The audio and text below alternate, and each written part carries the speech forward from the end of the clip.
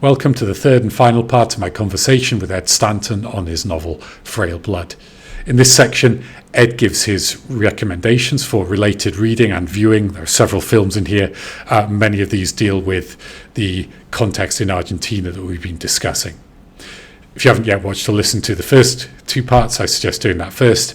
And if you have any questions or comments of your own, or indeed your own recommendations, please leave us a comment under the video.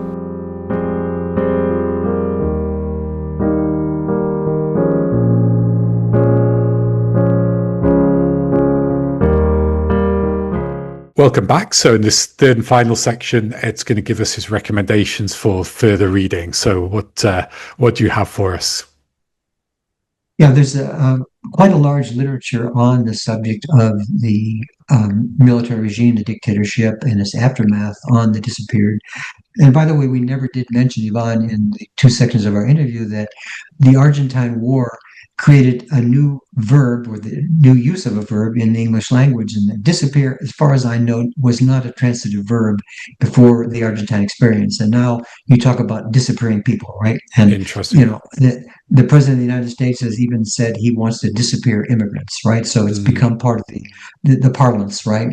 Or the disappeared as a noun. I don't know if that even was used, los desaparecidos, right? So it's interesting how this Argentine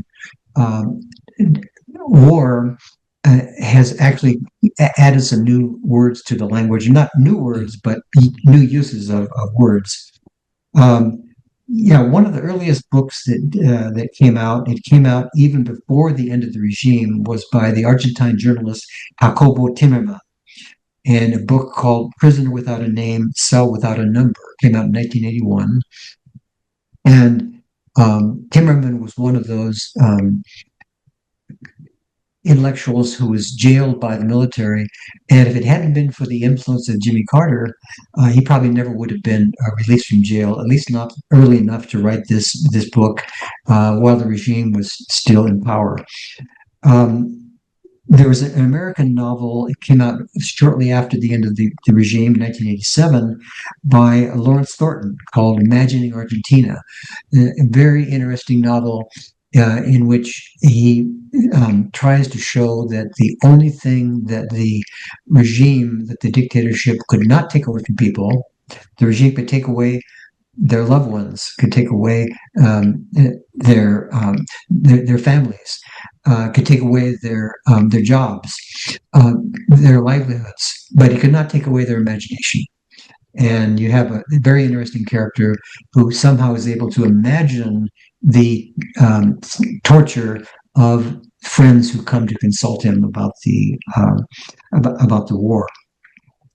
And then there's a very interesting novel. I don't know if it's been translated into English, by an Argentine author named Alicia Kozameh, Kozameh, called Pasos Bajo el Agua, Steps Under the Water, that shows in novelistic form, very complex experimental novel told through many voices about the women in jail. So there were special jails for women and a whole kind of subculture of women in jail that is very moving and it's important to remember. Then mention an Argentine poet named Juan Gelman, that's Gelman, who lost both a son and a daughter in the conflict, and wrote a beautiful book collection of poetry and prose called Bajo la lluvia ajena, Under the Foreign Rain, or the foreign rain. I don't know if it's been translated either. But one of the verses from his book was used by the American journalist Haley Cohen Gilliland in her very new book, just came out a few months ago, called A Flower Traveled in My Blood, a book I recommend highly. She was, I think, the Buenos Aires correspondent for The Economist. A very well-researched book, well-written book, brand new, has a absolute latest research, comes right up to the present day about the Milei regime and how it is rewriting that period. And even the vice president of Argentina right now is is one of the champions of the so-called complete memory, and how the Argentine regime now is really trying to revise the whole history and story of the dictatorship. Sorry to interrupt, but such an irony. I can't help but think of Borges at his story Funes the Memorias, where of course he showed the impossibility of complete memory. Yes. Anyway, Exactly. Yeah, that's a great comparison. Yeah, Funes, the guy who goes crazy because he can't forget anything, right? Yeah. Yeah. Very interesting. I'd forgotten about that. Yeah, thank you.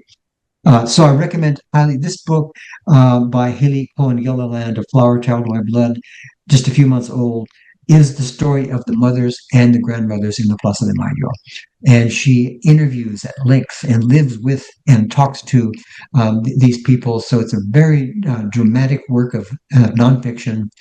Absolutely beautiful book, and one that is very, very timely, because we have this strange situation of the United States and Argentina now becoming allies. The United States, as you know, is about to buy $20 billion worth of pesos in Argentina to sustain the Argentine economy, maybe another 20 billion coming later on, only if Javier Milei wins the upcoming elections, right? If he loses the elections, the money is not forthcoming. So the conclusion is the American government really doesn't care about Argentina. It cares about Javier Milei and his kind of anarcho-capitalism.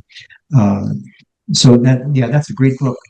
And then probably the Argentine Civil War has been more productive of film than many other wars, because there are at least 3 beautiful movies about the situation in Argentina, stretching all the way back to 1985. Again, the Argentines reacted so quickly to the